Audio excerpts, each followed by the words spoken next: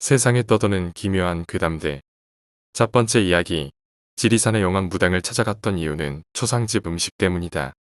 제가 직접 경험했던 것으로 제가 초등학교 1학년 때쯤에 이 일이 발생했습니다. 먼 친척 중에 한 분이 돌아가셔서 그분 초상을 치르러 왔는데 어린 마음에도 그 집 분위기가 왠지 어두컴컴하고 습기가 꽉 찬 게 제가 원체 좀 민감해서 그런지 집에 들어가기 싫다는 느낌이 들더군요. 어쨌든 부모님은 들어가기 싫다고 떼를 쓰는 저를 마당에 놔두고 안에 들어가셨습니다. 검은 옷을 입은 사람들이 마당을 왔다 갔다 하는데 저한테 떡을 이렇게 내주시길래 반가워하면서 몇 개 덥석 집어먹었더니 그 후로 이상하게 속이 꽉 막힌 듯 체기가 돌았어요. 그날 밤 집으로 돌아오는 차 안에서 계속 멀미하고 열이 끌었던 저는 이틀이 지나고 3일이 지나도 낫지를 않았어요. 그때는 학교도 안 갔던 걸로 기억합니다. 어머니가 아무래도 초상집 음식이 잘못됐나 보다 하시면서 동네 무당 아줌마한테 저를 데리고 갔는데 아줌마가 접시에 쌀을 놓고 이리저리 흩어보시더니 저를 노려보시면서 애한테 초상집 음식을 함부로 먹이면 어떡해. 쉬었어. 쉬어도 단단히 쉬었어. 어쩌면 구슬해야 될지도 모른다 하시며 어머니는 수심이 가득 찬 얼굴로 저를 데리고 무당집을 나오셨는데 제 기억에도 어렴풋이 제가 많이 아팠던 기억이 납니다. 밤에 혼자 누워있으면 나도 모르게 벌떡벌떡 일어나 밖으로 마구 뛰쳐나가기도 했었고요. 집안 사정 때문에 구순 못하고 지리산 밑에 용한 무당이 있다 하여 거기에 갔었는데 세상에 아직도 생생히 기억이 납니다. 무당이 숟가락을 제 앞에 놓아두자 이 숟가락이 발딱 서는 게 아니겠어요. 어찌나 당황스럽던지 구순하지 않고 그 지리산 무당 할머니가 어린애한테 몹쓸 일이 생겼다면서 저를 앉혀두고 이리저리 무슨 일인가를 하고 난 후 거짓말처럼 저는 나왔고 지금까지 잘 살고 있답니다. 그때의 기억 때문인지 전 지금도 남의 초상집 음식이라든지 제사집 음식은 꺼리는 편이죠. 별로 무서운 이야기는 아니지만 그래도 저한테는 지금도 등골이 서늘한 이야기랍니다. 두 번째 이야기. 미친년. 저 미친년 또 왔네. 모내기를 하던 동네 안악수키가 저 멀리 오르막길에서부터 폴짝폴짝 뛰어내려오는 민자를 보며 중얼거렸다. 민자는 뒷산에 있는 아기무당 집의 딸로 항상 이 주변을 돌아다니면서 이상한 짓을 하고 다녀 동네 사람들의 미움을 한 몸에 받는 미친년이었다. 어느덧 논밭에 다다른 민자는 논두렁을 토끼처럼 깡충깡충 뛰어다니며 농사일을 하는 동네 사람들에게 미친 소리를 해댔다. 흉년인데 농사는 왜 하냐? 병신처럼 까르르르. 그리고는 뭐가 그리 즐거운지 배꼽을 잡고 웃어댔다. 예라이, 미친년아. 버뜩 안 꺼질래? 논에서 모를 심던 수키가 진흙덩이를 집어던지며 소리쳤다. 하지만 진흙덩이는 민자의 근처에도 못 가고 애꿎은 심씨의 머리통에 철썩하고 달라붙었다. 시발, 뭐요? 심씨가 놀라며 소리쳤다. 머리에서 거름이 나오는구나. 민자는 머리에 진흙을 뒤집어 쓴 심씨를 손가락질하며 놀렸다. 이에 뚜껑이 열린 심씨가 민자를 잡기 위해 질퍽거리는 논에서 기어나왔다. 민자는 눈에 쌍지심을 켜고 논두렁을 오르는 심씨를 보고는 뒤도 안 돌아보고 도망쳤다. 심씨 역시 민자의 뒷공무니를 쫓아 달렸다. 하지만 이내 체력이 붙이는지 숨을 헐떡거리며 땅바닥에 주저앉았다. 심씨가 더 이상 따라오지 않자 민자는 뒤로 돌아보더니 소리질렀다. 에이, 병신들아. 남의 땅에서 농사 지으면 잘 될 것 같으냐? 흉년이다 흉년. 예라이, 미친년 뭐 이렇게 빨라? 그냥 넘어져서 확 대져버려라. 사실 동네 사람들이 모를 심는 땅은 작년에 민자네 쌍둥이 오빠가 대학 등록금을 위해 사람들한테 헐값에 팔아넘긴 민자네 땅이었다. 마을 뒷산에 위치한 이 땅은 꽤나 넓은 면적으로 농사를 짓기에는 충분했다. 민자네 쌍둥이 오빠는 그렇게 땅을 팔아서 생긴 돈과 집안의 재산을 몽땅 챙겨 서울로 상경했고 지금까지 아무런 소식이 없다. 그 후로 민자는 옛날에 홀로 뛰놀던 땅의 미련을 못 버리고 항상 그곳에 찾아왔다. 물론 사람들이 민자의 왕래를 반길 리가 없었다. 아이고, 비가 왜 안 오는 거야. 쩍쩍 갈라져 있는 논을 바라보던 심씨는 분한 마음에 가슴을 힘껏 두들겼다.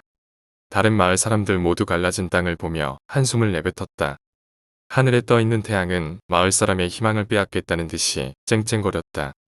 거봐, 내가 뭘 했냐? 흉년이랬지. 마을 사람들이 허탈해하고 있자 민자는 또다시 찾아와서 헛소리를 해댔다. 에이, 미친년아. 아무리 정신이 나갔어도 말은 가려서 해야지 요거사. 저 미친년이 흉년거려서 귀가 안 오는 거야. 민자가 불난데 기름을 붓자 마을 사람들은 일제히 민자를 향해 욕을 해댔다. 하나 몸에 기운이 빠졌는지 그마저도 힘들어 보였다. 꼴 좋다. 뭉청하게 흉년인데 농사하고 있냐? 우리 오빠는 대학교 가서 농사 안 지어도 되는데. 라고 책 보고 공부해서 대학 갈 거다. 민자는 품에서 꺼낸 책을 높이 들고 소리쳤다. 민자가 책으로 뭘 했는지는 모르겠지만 책은 마른 걸레처럼 너덜너덜한 게 보기 흉했다. 저 미친년을 그냥 군을 참지 못한 심씨는 씩씩거리며 소매를 걷더니 돌멩이 하나를 들어 민자를 향해 던졌다. 하지만 민자는 돌멩이가 채 날아오기도 전에 소리를 꽥 지르며 훌쩍 떠나버렸다. 끔찍한 가뭄이 계속되자 마을 사람들은 모여서 회의를 했다. 이렇게 된 거 아기무당님한테 가서 도와달라고 합시다. 속히 말해 모두가 눈치를 봤다. 왜냐하면 민자네 오빠한테 땅을 살 적에도 아기무당에게 말 한마디 없이 사버렸고, 그리고 그 땅이 본래 아기무당의 남편의 땅이란 걸 감안했을 때 아기무당이 마을 사람들을 도와줄 리 만무했다. 아기무당님이 도와주실까요? 그래도 우리가 한 게 있는데 땅을 산 후로는 한 번도 찾아뵙지 않았잖아요. 방법이 없잖아요. 어떻게든 도와달라고 사정해야죠. 이대로 가다가는 겨울에 쌀 한 톨도 구경하기 힘들 거예요. 그래요. 방법이 없잖아요. 한번 가서 부탁해 봅시다. 마을 사람들은 몇몇이 모여서 아기 무당이 있는 뒷산으로 향했다. 무당집은 마을 뒷산에 위치했는데 웬만한 경우가 아니면 마을 사람들이 찾아가지 않았다. 무당집 주변에 가까워지자 이상한 책들이 바닥에 널려 있었다. 저기요, 아기 무당님 계십니까? 당장 나가라. 대문 앞에 쭈그리고 앉아있던 민자가 마을 사람들을 향해 소리쳤다. 오늘은 아기 무당님 만나러 온 거니까 저리 비켜라, 민자야. 심씨는 침착하게 민자를 타일렀다. 괜히 민자에게 욕을 했다가는 아기 무당이고 뭐고 쫓겨날 게 뻔했기 때문에 한 행동이었다. 우리 엄마 만난다고 비가 올 것 같냐? 비는 절대 안 온다. 무조건 흉년이다, 흉년. 심씨의 타이름에도 불구하고 민자는 다시 제멋대로 짓거렸다. 민자는 무시하고 그냥 들어갑시다. 심씨는 안 되겠다 싶어 그냥 민자를 밀어내고 무작정 안으로 향했다. 안으로 향할수록 이상하게 썩은 내가 진동했다. 그리고 안으로 들어가 문을 열자 웬 썩을 대로 썩은 시체 두 구가 나란히 눕혀 있었다. 한 필은 웬 색동저고리가 입혀져 있었고 한 시체는 죽은 지도 오래됐는지 형체를 알아보기도 힘들었다. 어머, 세상에 이게 뭐야. 숙히는 방 안에 눕혀져 있는 시체를 보자마자 놀라 나자빠졌다. 설마 다 죽은 거야? 그럼 민자만 살아있는 거야? 혹시 저 미친년이 전부 죽인 거 아니야? 마을 사람들은 모두 나와 민자를 찾았다. 민자는 그런 마을 사람들을 노려보며 소리쳤다. 병신들아, 무당 찾아간다고 비가 올 것 같으냐? 공부 좀 해라. 뭐야, 저 미친년은. 그래 오냐. 부모 잡아먹는 내년 도와줄 사람도 없겠다. 오늘날 잡아야겠다. 심씨는 문지방 옆에 있던 나무 토막을 집어들더니 민자에게 다가가 민자의 머리통을 내리쳤다. 마을 사람들이 말리려 했지만 워낙 순식간에 일어난 터라 그저 멍하니 지켜보는 수밖에 없었다. 민자는 머리통에서 피를 철철 흘리며 웬 남정네의 목소리로 중얼거렸다. 내들은 무식해서 모를 거다. 내들은 팬도 모르지. 내가 이런 무식한 것들한테 사기를 당했다니. 시벌 근데 왜 갑자기 하늘에서 빨간 비가 내리고 지랄이냐. 세 번째 이야기. 가면. 아니 도와주려면 좀 예쁜 아이들이나 도와주지. 저렇게 꼬질꼬질한 애는 왜 도와줘요? 세아의 얼굴에는 CF나 영화에서 보여주었던 아름다운 미소는 어디로 갔는지 보이지 않고 짜증만이 가득했다. 세아씨, 목소리 좀 낮춰줘요. 누가 듣겠어요. 그리고 이건 전부 세아씨를 위해서 하는 거예요. 불쌍한 사람들 도와줘서 좋은 이미지 만들라고 사장님께서 말씀하셨잖아요. 매니저는 투정 부리는 세아를 달리기 급급했다. 본래 까칠한 성격에다 최근에 하고 싶던 배역을 다른 여배우한테 뺏기기까지 한 세아의 히스테리는 최악 그 자체였기에 매니저와 코디들만 죽어나갔다. 그래도 그렇지 여긴 너무 지저분하고 냄새도 나잖아요. 아니 어떻게 이런 곳에서 살 수가 있지? 쓰레기 더미에서 사는 거랑 뭐가 달라? 차라리 죽는 게 낫지. 그러지 말고 좀 도와주다가 사진 몇 장만 찍고 가자니까요. 세아씨 정말 1억이에요. 요즘은 미모나 연기력 말고도 이미지도 중요하다는 거 잘 알잖아요. 그러면 돈으로 도와주면 되잖아요. 그냥 몇 푼 기부하면 될 걸 가지고. 세아의 입가가 심하게 실룩거렸다. 열이 오를 대로 올랐다는 증거였다. 그런 세아의 얼굴을 보자 매니저의 얼굴이 점점 심하게 일그러졌다. 그도 그럴 것이 한참 어린 세아는 좀 떴다고 자신을 무시하고 사장님 역시 세아를 잘 간수하지 못한다고 매니저만 욕했다.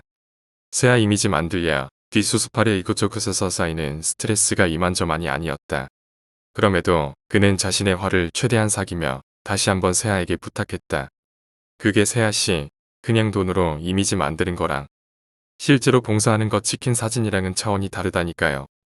그러니까 사진 한 장이면 되니까 제발 좀 찍어요. 그냥 일반인이 우연히 찍어서 올린 것처럼 찍어놓고 인터넷에 올려버리면 그 다음부터 이미지 걱정은 안 해도 된다니까요. 그리고 이게 다 사장님 지시예요. 매니저가 너무나 간절하게 부탁하자 세아의 마음이 움직였는지 표정이 한층 풀어졌다. 하지만 말투는 여전히 신경질적이었다. 그러면 빨리 사진만 찍고 가요. 그리고 다시는 이런 데 오지 마요. 더러우니까. 우와. 김세아 누나다. 순간 세아의 기분을 모르는 코찔찔이 꼬마 하나가 종이 한 장과 펜 하나를 들고 다가왔다. 뭐야, 이건? 세아는 더러운 벌레를 쳐다보듯이 꼬마를 까나보더니 무시하고 지나갔다. 하지만 꼬마가 그런 세아의 기분을 눈치채지 못했다. 꼬마는 세아의 옷가지를 늘어 잡고는 소리쳤다. 사인해주세요. 아, 진짜 빨리 이거 안 치우고 뭐해요? 매니저는 세아의 기분을 맞춰주기 위해서 재빨리 꼬마를 떼어놓았다.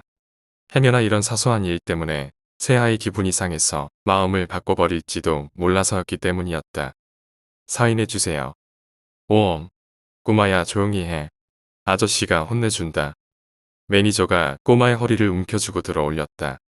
순간 까까머리 학생 하나가 허름한 문을 열면서 나왔다. 민서가 왜 울어? 무슨 일이야? 매니저는 우는 꼬마를 그 학생에게 떠넘기며 말했다. 내가 이 집 학생이니 그 소년소녀 가장 맞지? 그 학생은 의심스러운 눈초리로 매니저를 쳐다봤다. 네, 맞는데요. 누구세요? 아, 나는 어제 전화한 그 아저씨야. 도와준다던. 매니저는 능글맞게 웃어 보이며 자신의 명함을 건넸다. 평소에 다른 사람들한테 명함을 건넬 때는 꽤 공손한 태도였지만 이번만큼은 어깨에 힘을 주며 거만한 포즈로 명함을 건넸다. 물론 한 손으로. 정말 도와주시는 거예요? 학생은 경계심을 늦추지 않았다. 그래, 그리고 여기 세아 누나랑 사진 몇 장만 찍으면 돼. 세아 누나는 알지? 매니저는 자랑스럽게 세아를 가리키며 말했다. 하지만 정작 세아는 선글라스에 모자를 푹 눌러 써서 좀처럼 알아보기가 힘들었다. 정말로 연예인 김세아 누나 맞아요? 그래, 너도 보면 알 거 아니야. TV랑 영화에 나오는. 소개는 됐고 빨리 할 거 하고 가요. 세아는 매니저의 말을 딱 잘라내고는 기분 나쁘다는 표정을 그대로 드러냈다. 비록 선글라스와 모자로 가려졌지만 누구라도 그녀가 기분 나빠한다는 것을 알 수가 있을 정도였다. 학생의 눈에는 그렇게 노골적으로 자신의 화를 드러내는 세아의 모습이 좋게 보일 리가 없었다. 자, 그러면 밖에서 차에 실어놓은 생필품들 옮기는 거랑 마당에서 빨래해주는 거 찍을 거니까 일단 차로 갑시다. 한 장만 찍는 거 아니에요? 세아가 다시 금신경을 곤두세웠다. 매니저는 그런 세아의 반응에 많이 움찔했다. 그게 정말로 한 장을 찍는 게 아니라 여러 개 찍어서 그 중에 골라내야지요. 그리고 일반인이 우연히 찍은 것처럼 보이려면 밖에서 좀 여러 번 찍어야 돼요. 매니저는 세아의 비위를 맞추기 위해 실실 웃으며 말했다. 학생이 보기에도 상당히 비굴해 보이는 모습이었다. 알았어요. 알았으니까 빨리 하고 가요. 왠지 TV와는 전혀 다른 세아의 싸늘한 표정을 보자 학생과 꼬마의 표정마저 얼어붙었다. 확실히 TV 속에서 나오는 연예인 세아와 실제 세아는 달랐다. 동일인물이라고 믿기지 않을 정도였다. TV에서 가끔 세아가 토크쇼나 인터뷰를 할 때 비치는 모습은 팬들을 보며 항상 웃고 말투도 공손한 그런 천사 같은 모습이었지만 지금 눈앞의 김세아는 동인인물이라는 게 믿기지 않을 정도로 말투도 그렇고 표정도 그렇고 모든 게 달랐다. 꼭 가면을 쓴 것처럼. 형아, 저 누나 진짜로 텔레비전에 나오는 세아 누나 맞아? 어느새 울음을 그친 동생이 형의 바지춤을 잡아당기며 물었다. 그래 맞아. 근데 왜 화만 내고 있어? 나 때문에 화난 거야? 아니, 우리 민석이 때문에 화난 거 아니니까 걱정 마. 사진을 찍는 내내 사실상 세아가 한 것은 별로 없었다. 매니저가 세팅해 놓은 상황에서 도와주는 신용만 하고 사진 몇 장 찍고 그대로 끝이었다. 매니저는 세아와 학생에게 사진을 찍는 동안 웃으라고 지시했고 그래서인지 사진 찍을 때만큼은 TV 속에서 비치는 김세아였다. 하지만 사진 촬영을 하지 않는 동안에는 온갖 짜증을 내는 마녀 같은 존재였다. 매니저 아저씨. 학생은 사진 촬영이 끝나고 짐을 챙기는 매니저를 불렀다. 그래 왜? 김세아 누나는 오늘 안 좋은 일 있어요? 아니면 원래 성격이 저렇게 까칠해요? 학생의 질문을 받은 매니저는 조금 당혹스러웠다. 보인 게 있기 때문에 대놓고 말하기도 그랬고 설령 솔직히 말한다 하더라도 이득이 될 게 하나 없었다. 아니, 뭐 원래 저렇지는 않고 그냥 오늘 안 좋은 일이 있어서 너 이거 다른 애들한테 소문내거나 하면 안 된다. 평소에 김세아 성격이 어떻다는 둥. 응? 그런 소문 내지 마. 매니저는 대충 얼버무리면서도 학생에게 소문을 내지 말라고 지시했다. 뭐 나름 매니저로서의 임무이기도 했다. 늘 하던 것이기도 했고. 무슨 말하는 거예요? 순간 세아가 눈을 치켜뜨며 나타났다. 아름다운 외모의 그녀였지만 사나운 표정을 하고 있어서 그다지 마주하고 싶지 않은 얼굴이 되어버렸다. 아니, 그냥 나중에 도움이 필요하면 얘기하라고 말하고 있었어요. 매니저는 또 대충 둘러댔다. 뭘 또 도와줘요? 다시는 이런 더러운 곳은 안 온다니까. 세아는 옆에 있던 학생은 신경 쓰지도 않고 말을 내뱉었다. 네, 뭐라고요? 학생은 자신의 귀를 의심했다. 내가 틀린 말 했어? 이렇게 더럽고 추잡스럽게 살 바에는 죽는 게 낫지. 학생은 얼굴이 빨개져가지고는 아무 말도 못했다. 빨리 차 대기시켜놔요. 네. 예, 알겠어요. 매니저는 갑자기 화를 내는 세아 때문에 황급히 달려나갔다. 그리고 세아는 뒤도 돌아보지 않고 매니저 뒤를 따라 나갔다. 모두가 나가고 학생은 TV에 놓인 봉투를 집어들었다. 봉투 안에는 매니저가 두고 간 돈이 들어있었다. 도움을 받으면 기분이 좋을 줄 알았는데 별로였다. 최악의 기분이었다. 이렇게 더럽고 추잡스럽게 살 바에는 죽는 게 낫지. 세아의 싸늘한 한마디가 학생의 머리를 맴돌았다. TV 연예 프로그램의 인터뷰 약속을 잡아놓은 매니저는 세아를 때리고 분주하게 차를 몰았다. 평소 같으면 느긋하게 차를 몰아도 됐지만 세아가 미용실에서 다른 여배우와 말다툼을 하는 바람에 시간이 많이 늦춰졌다. 물론 자주 있는 일이었다. 정말 세아씨 그러다가 나쁜 소문이라도 나면 어쩌려고 이래요? 매니저의 말에 세아의 표정이 확 바뀌었다. 그 이야기는 그만해요. 짜증 만나니까. 세아씨를 위해서 하는 말이에요. 꼭 들어요. 여배우는 이미지 한번 망가지면 이 바닥에서 살아남기 힘드니까 앞으로 행동 조심해요. 사장님도 걱정 많이 하셔요. 알았다고요.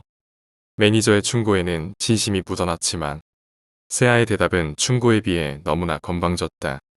그나저나 그거 왜 안 나와요? 저번에 사진 찍은 거.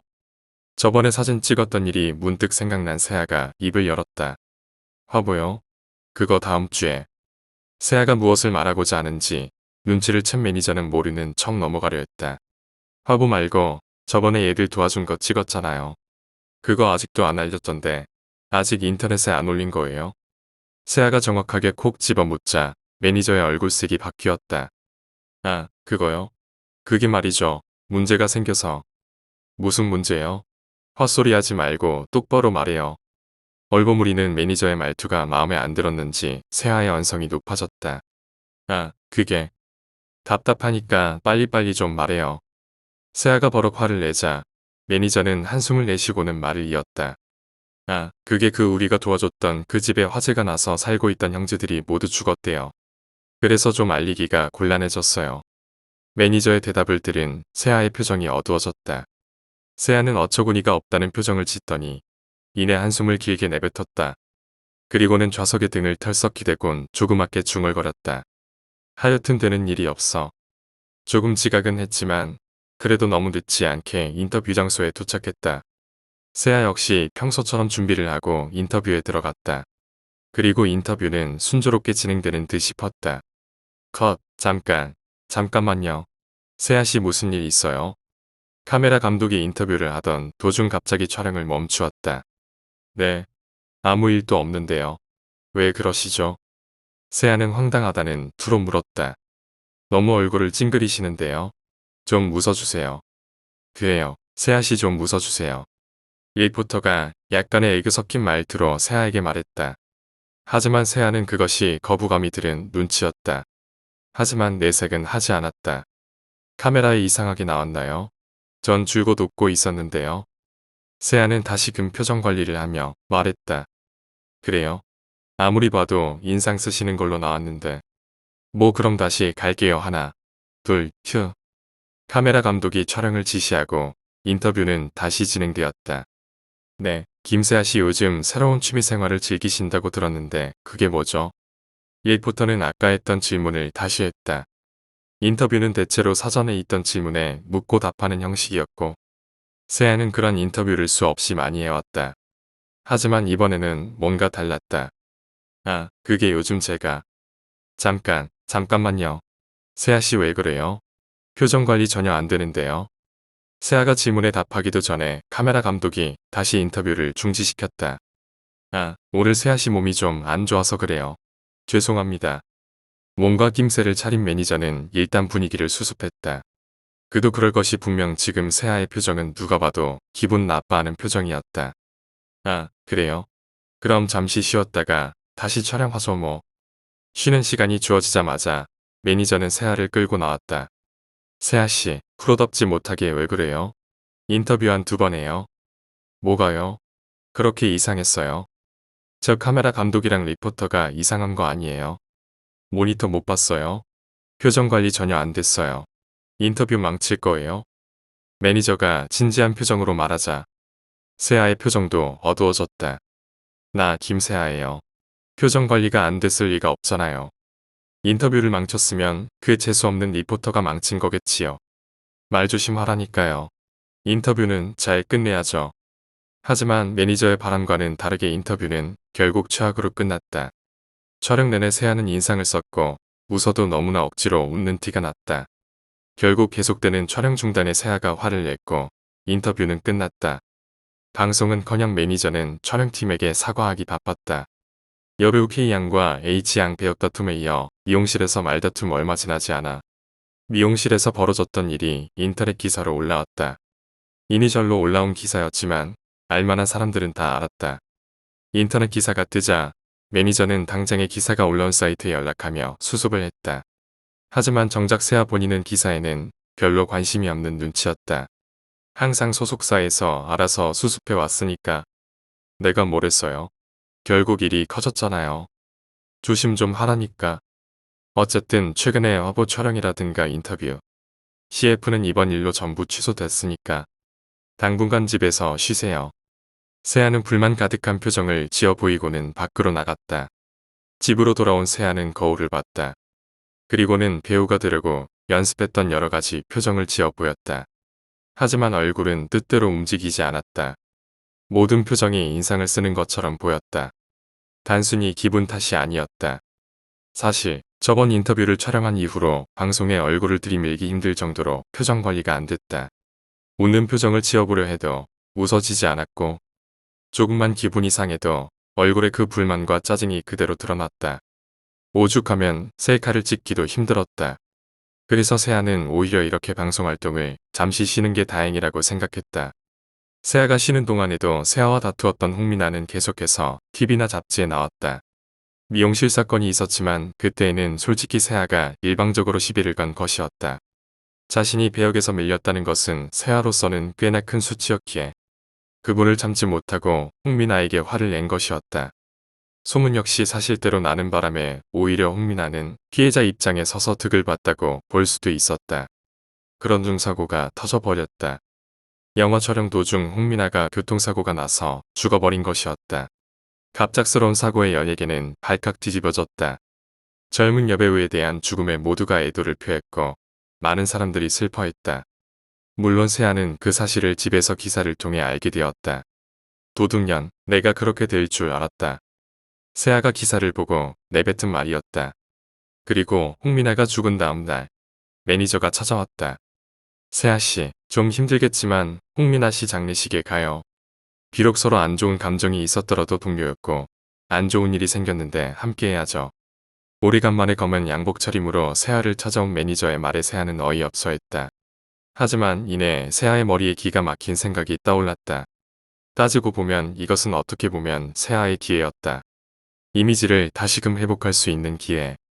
그렇게 생각한 세아는 장례식장에 가기로 마음을 먹었다. 매니저와 세아가 장례식장에 도착할 무렵에는 이미 수많은 취재진들이 질비해 있었다. 그들 역시 세아처럼 죽은 홍민아에 대한 애도보다는 취재거리라는 목적을 이루기 위해 장례식장에 온 것이었다. 그들은 장례식장에 방문한 연예인들에게 플래시를 터뜨리게 바빴다. 세아 역시 어느 연예인처럼 매니저들의 보호를 받아가며 장례식장으로 들어갔다. 그리고 그 순간 주변에 있던 모든 사람들이 세아를 보며 경악했다. 자신을 이상하다는 듯이 바라보는 시선이 느껴지자 세아는 어리둥절했다. 매니저는 그런 세아를 보며 털썩 주저앉았다. 왜요? 세아가 물었다. 그러자 매니저가 주저앉은 채 대답했다. 왜 웃고 있어? 우악스럽게. 여자에게 표현하기는 그렇지만 세아는 우악스럽게 웃고 있었다.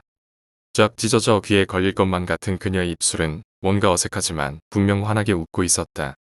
그녀의 눈 역시 반달 모양으로 부자연스럽게 찌그러져 눈웃음 치고 있었다.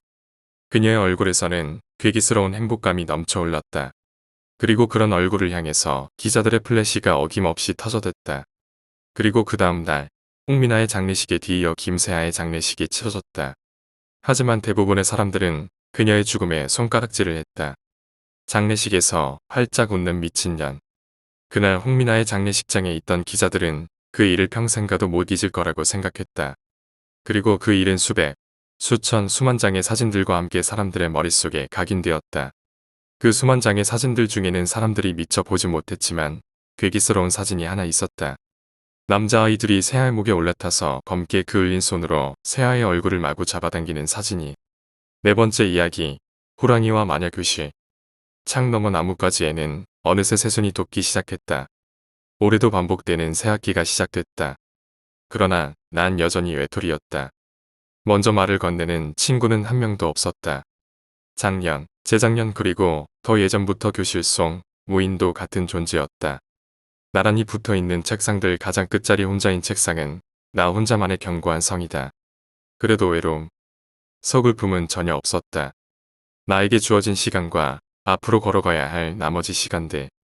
그리고 나만을 바라보는 하나뿐인 어머니를 생각하며 조금씩 다가오는 미래를 기다렸다.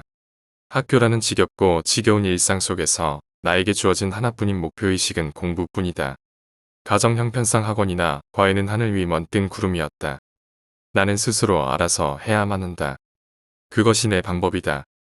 가끔 멍하게 교실 밖 창문을 바라보면서 한숨을 짓는 경우는 있어도 책 앞에서 나는 진지하게 임할 수밖에 없었다. 초등학생이라 중학과정을 혼자 공부하기는 쉽지 않았다. 그래서 가끔 어머니가 지어주시는 용돈은 전부 중학과정 참고서를 사는 데 들어갔다. 혼자지만 그래도 진도는 예상외로 빨랐다. 빠른 진도 덕분에 수업 시간에 자주 멍한 상태가 되고는 했다. 이미 아는 내용을 복습하는 거에 지나지 않는 수업 시간이 지루했다. 게다가 멍청한 질문을 해대는 친구라 불러야 할 녀석들은 귀찮은 존재일 뿐이었다. 내가 스스로 울려버린 성벽 안으로 들어오는 친구는 아무도 없었다. 쉬는 시간에도 혼자 중학 참고서를 펴놓고 있으면 가끔 웅성거리는 애들의 눈길이 느껴졌다. 자기들끼리 떠들어대는 유치한 소리에 내가 가끔 버럭 소리라도 지르면 어린 초등학생 녀석들은 곧잘 깜짝 놀라고는 했다. 그런 모습이 재미가 있어서 한동안은 녀석들을 노려보며 놀래는 장난도 해봤지만 곧 실증이 나서 관뒀다. 교실의 끝자리에서 반을 아우르는 난 제왕이었다. 나를 건드리는 사람은 없었다. 도전자도 없다. 그리고 친구도 없었다. 영원할 것 같던 어느 나의 삶을 깨뜨린 것은 여름장마가 찾아오며 끝이 났다. 어느 날 내 책상 옆 못 보던 책상이 하나 놓여 있었다. 책상의 주인은 유치한 호랑이 그림이 그려져 있는 녀석이었다. 주변에서 보기 힘든 하얀 한복 차림의 녀석은 느긋하게 앉아서 보자기 하나를 소중하게 품고 있었다. 갑작스러운 그 불청객에 대해서 내게 말해주는 사람은 아무도 없었다. 선생님도 그저 한번 쳐다보고는 묵묵하게 바로 수업에 들어갔고, 전학생이라면 호기심의 대상이라 한 번쯤은 뒤돌아볼 아이들도 아무도 신경을 쓰지 않았다. 나의 영토를 침범한 그 녀석은 느긋했다. 내가 자리에 앉아도 쳐다보지도 않고 소중한 듯 보자기만을 쓰다듬고 있었다. 뭔가 찜찜한 기분이었지만 나에게 말을 건네는 것도 아니라 먼저 말을 걸 필요는 없었다. 똑같은 반복되는 수업 시간만을 견뎌내는데 따로 동료가 필요한 것은 아니니까. 쉬는 시간 녀석은 잠시 화장실을 갔는지 자리를 비웠다. 의자 위에는 녀석이 소중하게 쓰다듬고 있던 보자기만 덩그러니 놓여 있었다. 주인 없이 혼자 놓인 보자기를 보자 순간 호기심이 들었다. 과연 뭐기에 그렇게 소중하게 쓰다듬고 있었던 걸까? 하얀 천을 향해서 손이 멋대로 움직였다. 눈은 보조를 맞춰 사방을 둘러봤다. 시끄럽게 떠들어대는 아이들만 보였고 녀석의 하얀 한복은 보이지 않았다. 조심스레 겉을 더듬어 보니 뭔가 두툼한 걸로 싸놓은 막대기 같은 형태였다. 다시 주변을 둘러봤지만 녀석은 보이지가 않았다. 단단하게 묶인 보자기의 한쪽 끝을 살짝 당겼다. 건들지 마. 으르렁거리는 목소리는 한복의 그 녀석이었다. 내 뒤에서 가만히 보고 있다가 턱 내 어깨를 흔들었다. 고개를 돌리며 녀석과 눈이 정면으로 보였다. 난 그 안에서 울렁이는 불꽃을 봤다고 생각했다. 돌아가신 할머니가 들려주시던 호안이 떠올랐다. 녀석은 침착하게 보자기를 다시 묵으며 살짝 웃었다. 오후 수업이 시작될 때까지 녀석은 말이 없었다. 오히려 내가 머쓱해져서 미안하다고 했지만 녀석은 그냥 웃기만 했다. 그럴 때마다 조금씩 일렁이는 눈 안에 불꽃이 보였다. 잘못 봤다고 생각했지만 왠지 다시 그 눈을 들여다볼 용기는 생기지 않았다. 재미없고 따분하지? 녀석은 내 대답은 듣지도 않고 시선은 선생님에게 고정한 채였다. 옆에서 보면 착하게 수업 듣는 태도였지만 우린 서로가 수업은 듣지 않고 있다는 걸 잘 알고 있었다. 넌 학교가 재밌나? 다시 녀석이 툭 던진 말에 내가 반응했다. 고개가 돌아갔고 난 다시 녀석의 눈 속에서 일렁이는 불꽃이 타오르는 것을 봤다. 내가 던진 말이 장작불에 던져놓은 불씨가 된 것 같았다. 학교는 재미로 다니는 게 아니야. 마른 입 때문에 목소리가 거칠게 갈라져 나왔다. 녀석은 뭐가 웃기는지 웃었다. 비웃는 것도 아니고 웃겨서 웃는 얼굴이 아니었다. 보는 사람으로 하여금 오하니 얘기하는 얼굴이었다. 그럼 넌 재밌는 게 뭐냐? 순간 질문에 답이 떠오르지 않았다. 어른들이 말하는 내 나이가 웃고 떠들면서 즐거운 나이라는 건 안다. 하지만 내 상황은 그렇지 못하다. 단 둘뿐인 우리 가족. 어머니와 나. 아버지는 없다. 태어나서부터 아버지에 대한 기억은 없었다. 어머니 또한 아버지에 대해서는 말을 하지 않았고 난 의식적으로 아버지에 대해서 관심을 가지지 않으려고 했다. 이야기를 꺼내봤자 내가 들을 대답은 없고 그저 어머니가 밤새도록 술만 마시게 될 걸 알기 때문이다. 그리고 이어질 어머니의 술주정은 고스란히 내 몫이다. 나를 위해 산다는 어머니의 고함 소리와 비명에 가까운 울음은 듣고 싶지 않았다. 학교 끝나고 집에 가면 내가 제일 먼저 하는 것은 집안 정리였다. 조금이라도 흐트러지지 않게 제자리를 갖춰놔야 한다. 특히 내 방을 신경 써야 했다. 조용하게 공부하는 모습을 보여줘야 어머니의 발작에 가까운 고함을 면하는 방법이다. 퇴근 후 책상 위에 올려놓은 책이라도 보게 되면 어머니는 낡은 액자를 끌어안고 밤새 술을 마셨다. 그리고 며칠이고 일도 안 나가고 술만 마시며 울었다. 그런 와중에 재밌는 거라는 건 생각도 못할 일이었다.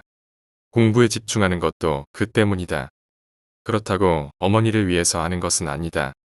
이런 상황에서 벗어나기 위해서 내가 택할 일은 공부뿐이라는 걸 내가 잘 알기 때문이다. 그저 공부, 공부. 몰라도 돼. 관심 끊어. 녀석은 분명 그렇게 기분 나쁘게 웃었다. 명백히 내 신경을 건드려보고 싶은 눈치였다. 화끈하게 그런 녀석의 시도에 넘어가봤자 결국 손해보는 것은 나다. 그저 무관심으로 일관하는 게 제일 최선의 방법이다. 그럼 내가 재밌는 거 보여줄게. 이걸 보면 좀 달라질걸. 녀석은 보자기를 꺼내 들었다. 난 당황의 척으로 시선을 돌렸다. 됐어. 왜 보고 싶어 했잖아. 명령받은 로봇처럼 고개가 조금씩 멋대로 돌아갔다. 보자기를 천천히 당기는 녀석의 손길은 조심스러웠다. 시선을 돌리고 싶었지만 몸이 움직이지 않았다. 보자기 속에는 길쭉한 막대가 붉은 천에 쌓여 있었다. 천천히 천을 푸는 녀석의 손길은 조심스러웠다. 한 겹 천이 벗겨지자 무슨 물건인지 알게 됐다. 칼이었다. 녀석은 왼손으로 칼날을 쓰다듬었다. 날은 군데군데 이가 빠져 있었고 뭔가 얼룩이 묻어 있었다. 그래도 칼을 매만지는 손길은 조심스럽기 그지없었다. 어때 뭐가 좀 당기지 않냐? 녀석이 왼손을 더듬고 가는 날에서는 뭔가 하얀 안개가 스쳐 지나갔다. 그럴 때면 녀석의 호환은 더 불을 뿜었다. 몸 전체가 떨렸지만 내 몸말을 듣지를 않고 그 칼에서 눈을 뗄 수 없었다. 교실 안외의 딴 무인도에 들어온 녀석은 칼로 나를 위협하고 있었다. 이 작은 무인도가 어느 누구도 관심을 주지는 않았다. 선생님은 묵묵히 수업을 진행하고 있었고 아이들은 멍하게 듣고 있는 평화로운 교실. 그저 나와 녀석만이 일상에서 벗어나고 있었다. 저리 치워. 떨리는 음성을 감출 수가 없었다. 봐봐. 우리 엄마가 준 거야. 사람 죽이던 칼이래. 재밌지 않냐? 너네 엄마가 누군데? 녀석은 나를 더듬던 손을 멈췄다. 선생에게 고정했던 시선을 내게로 쏟아냈다. 일렁거리는 불꽃이 활활 타올랐다. 마녀. 우르릉 쾅쾅 동시에 창밖으로 갑자기 번개가 내려쳤다. 그와 함께 비가 쏟아지기 시작했다. 교실 안에 작은 술렁임이 일어났다. 선생님도 잠시 책을 내려서 창밖을 봤다. 아이들이 시선도 선생의 눈길을 따라갔다. 그게 뭐야? 농담하지 마. 애써 아닌 척 하려고 했지만 녀석의 말은 뭔가 의미심장했다. 온몸 옥죄어 오는 심상치 않은 기운이 녀석에게 온다는 게 분명했다. 내 영혼까지 잡아 삼킬 듯한 기세가 뿜어져 나와 연기처럼 녀석과 나를 평화로운 교실에서 격리시키는 것 같았다. 농담 아니야. 우리 엄마는 마녀야. 그리고 난 마녀의 아들이지. 어때 재밌지 않아? 창밖으로 던지는 빗방울이 점점 더 거세졌다. 바람까지 미친 듯이 몰아치기 시작했다. 선생님은 수업을 중단하고 옆반 담임과 함께 교무실로 들어갔다. 쏟아지는 폭우 때문에 수업은 중단됐다. 선생님은 큰 목소리로 빗길 조심해서 하교할 것을 당부했지만 그저 아이들은 일찍 끝난 게 신나서 떠들기 시작했다. 그런 소란과는 무관하게 내 기분은 더러워졌다. 아무 일 없었다는 것처럼 녀석은 보자기로 칼을 묶어서 둘러매었다. 평소 같으면 수업을 못하는 이 시간이 견디기 힘들었겠지만 나 역시도 일찍 집으로 돌아가게 된 걸 기뻐했다. 더 이상 이 이상한 녀석과 같이 있을 수 없었다. 한시라도 빨리 귀신 같은 녀석의 눈길을 피하고 싶은 생각만이 들었다. 아이들이 하나 둘 떠나고 남은 운동장을 바라보는 것은 나와 녀석뿐이었다. 해면허 말이라도 걸어올까? 나는 실내화 가방으로 머리를 가리고 운동장을 가로질러 뛰기 시작했다. 녀석이 얼핏 부르는 소리가 들렸지만 곧 빗소리에 묻혔다. 교문을 나서며 큰 길에 걸려있는 신호등이 오늘따라 너무 길었다. 신호등의 빨간색이 핏빛같이 얼룩졌다. 초췌한 마음의 뒤를 돌아보니 녀석은 운동장에 웅덩이만을 골라서 첨벙첨벙 뛰어다니고 있었다. 하얀 한복에 진흙탕물이 튀었지만 잔인하게 웃는 녀석은 개의치 않고 오히려 더 신나게 뛰었다. 내 신경은 모두 녀석의 보자기 속 칼에만 쏠렸다. 피가 덕지덕지 말라붙어 있는 낡은 칼이 당장이라도 내 살을 찢고 피를 뿌릴 것 같았다. 칼날이 우는 울음소리가 들리는 것 같았다. 그래도 바로 뒤돌아보지 말고 뛰어야 한다. 신호가 파란색으로 바뀌었다. 저울을 살필 겨를도 없이 뛰기 시작했다. 뭐 때문에 서둘러 뛰는지도 모르고 달렸다. 횡단보도를 넘자마자 뒤에서 소란스러운 소리가 들렸다. 다급하게 뛰느라 물이 튀는 소리였다. 고개를 돌릴 수가 없었다. 쏟아지는 빗줄기가 따갑게 얼굴을 때렸다. 야, 같이 가. 한기 어린 목소리가 곧 뒤를 따라잡았다. 녀석이 내뿜는 숨소리가 바로 귓가까지 따라왔다. 골목을 돌아 문방구를 지나 달리고 달렸다. 금방이라도 녀석의 손에서 번쩍하면서 칼이 튀어나올 것 같은 두려움이 솟구쳤다. 달리고 달려 숨이 차오르는데도 집 앞 슈퍼마켓이 보이지가 않았다. 짜증난 표정으로 가게 앞을 지키는 아주머니가 오늘따라 무척이나 보고 싶었다. 하지만 전혀 보이지가 않았다. 슈퍼역 세탁소도 보이지 않고 작은 양복점도 보이지 않았다. 그저 사방이 검게 변해 아무것도 보이지 않았다. 온 세상에 전기가 나갔는지 아무것도 보이지 않았다. 시커먼 배경으로 칠해진 암흑뿐이었다. 같이 가자고 했잖아. 어느새 녀석이 바로 뒤까지 쫓아왔다. 텅 비어버린 어둠 속의 녀석과 나 단둘만이 있었다. 저리가. 저항의 목소리는 작았다. 하지만 쉽게 녀석은 한 발자국씩 다가왔다. 무의미하게 책가방을 휘둘렀지만 녀석을 멈추게 할 수는 없었다. 저리 가라고. 어느새 꺼냈는지 손에 칼을 집어든 녀석의 눈이 더 빛이 났다. 불구덩이가 당장이라도 쏟아질 듯했다. 예리하게 빛나는 칼은 빛빛 연기에 휩싸여 처음 봤을 때보다 더 커져 있었다. 같이 가야지. 어서 가자. 어서 가야지. 녀석이 내딛는 발걸음에 공기가 밀려오며 내게 부딪혔다. 휘청대며 간신히 넘어지지 않게 중심은 잡았다. 하지만 벌벌거리는 내 다리가 너무 원망스러웠다. 녀석이 칼을 내밀어 크게 휘둘렀다. 내 몸을 스치지도 않았지만 배인 감각이 느껴졌다. 손을 더듬어 보니 피가 흐르고 있었다. 머리에서 흐르는 핏물이 목을 지나 배까지 흐르며 옷을 적셨다. 진한 비린내가 코끝을 자극했다. 핏기를 머금은 녀석의 칼은 더욱 번들거렸다. 갑자기 새카만 벽 틈에서 하얀 뭔가가 쑥 솟아올랐다. 하얀 그것은 여자 손이었다. 손가락은 녀석이 눈치채지 못하게 손가락질을 했다. 손이 가리키는 방향에는 가로등 빛이 보였다. 온통 시커먼 사방에서 그곳만이 빛이 있는 유일한 출구였다. 녀석에게 얼굴을 향해 책가방을 던져버리고 달렸다. 잽싸게 녀석을 밀치는 순간 손의 주인이 보였다. 하얀 얼굴에 검은 머리를 비녀로 단정하게 쪽진 여자였다. 새빨갛게 칠한 입술이 특이했다. 가로등을 지나니 아파트가 정문이 보였다. 허름한 아파트를 보자 조금은 안심이 됐다. 하지만 내리는 비 때문인지 사람들은 하나도 안 보였다. 사람 살려요. 여기 사람 살려요. 크게 부르짖지만 아무도 보이지가 않았다. 경비실에는 순찰 중이라는 메모만 덩그러니 걸려 있었다. 뒤를 돌아보니 녀석은 다행히 보이지 않았다. 엘리베이터는 꼭대기층에 서 있었다. 기다릴 틈이 없었다. 일단 계단으로 뛰어 올랐다. 가쁜 숨에 순식간에 7층까지 뛰어 올랐다. 아파트 넓은 복도에는 아무도 없었다. 아파트 난간 너머로 녀석이 걸어오는 모습이 보였다. 예의하게 칼을 휘두르며 오는 모습은 악귀의 모습 자체였다. 기조차 녀석을 피하는지 연기가 있는 녀석의 몸은 하나도 젖어 있지 않았다.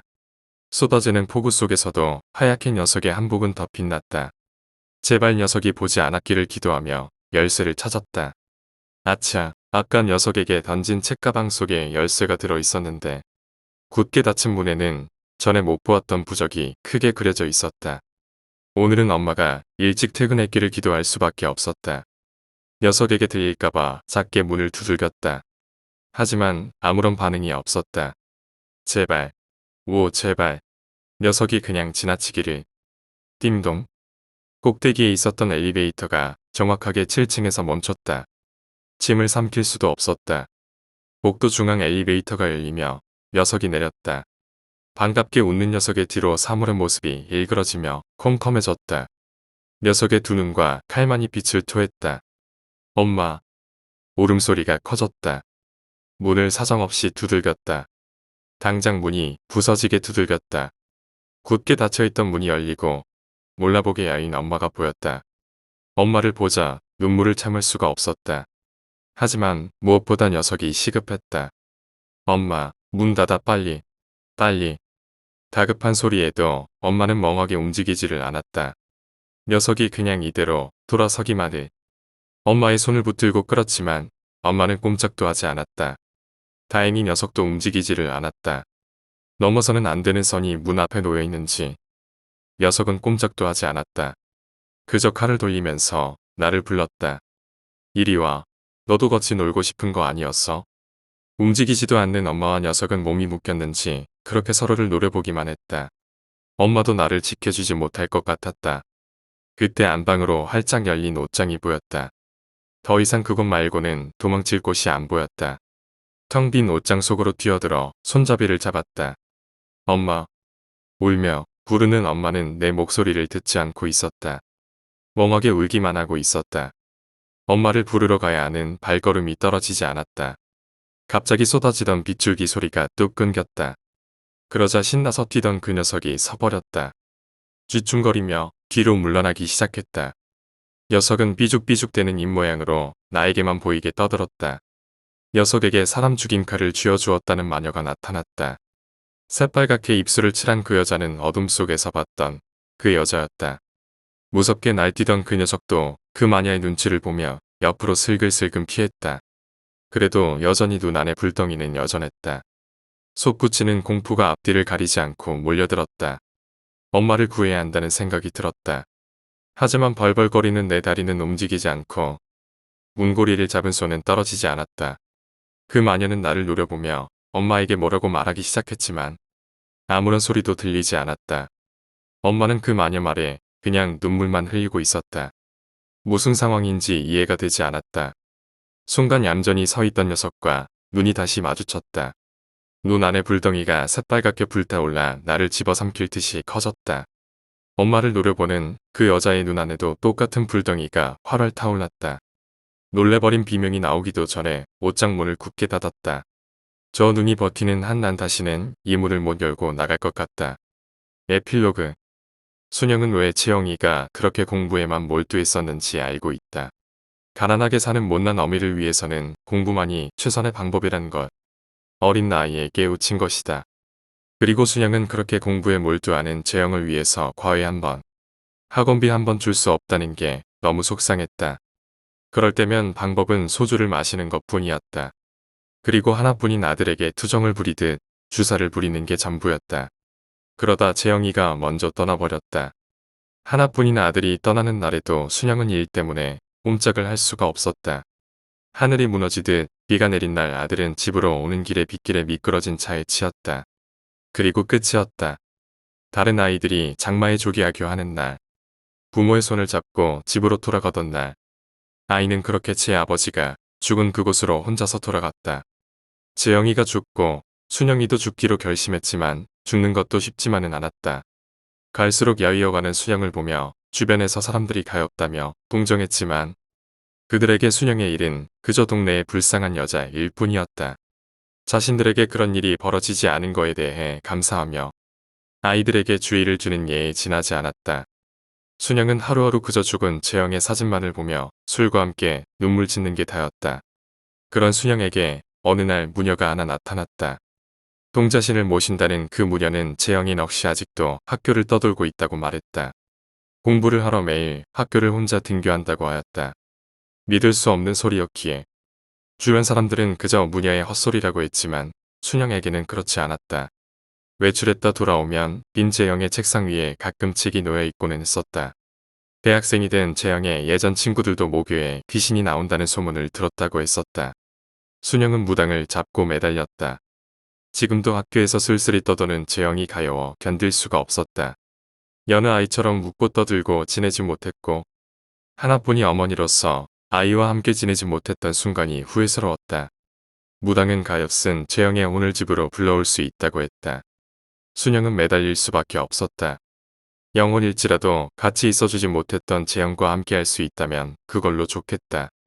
무당은 아이의 영혼이 머무를 장소를 마련하라고 했다. 아이와 오랜 시간 함께했던 물건이어야 한다고 했다. 순영은 재영이 어린 시절 곧잘 숨었던 옷장을 떠올렸다. 재영이 죽던 날처럼 비가 쏟아지던 날 그 무녀는 재영의 영혼을 데리고 돌아왔다. 집안에 활짝 열어놨던 옷장 속에 재영의 영혼이 깃들었으니 잘 살아보라고 했다. 그리고 이제는 무당의 말대로 순영씨는 하나뿐인 아들 재영과 영원히 같이 살게 됐다.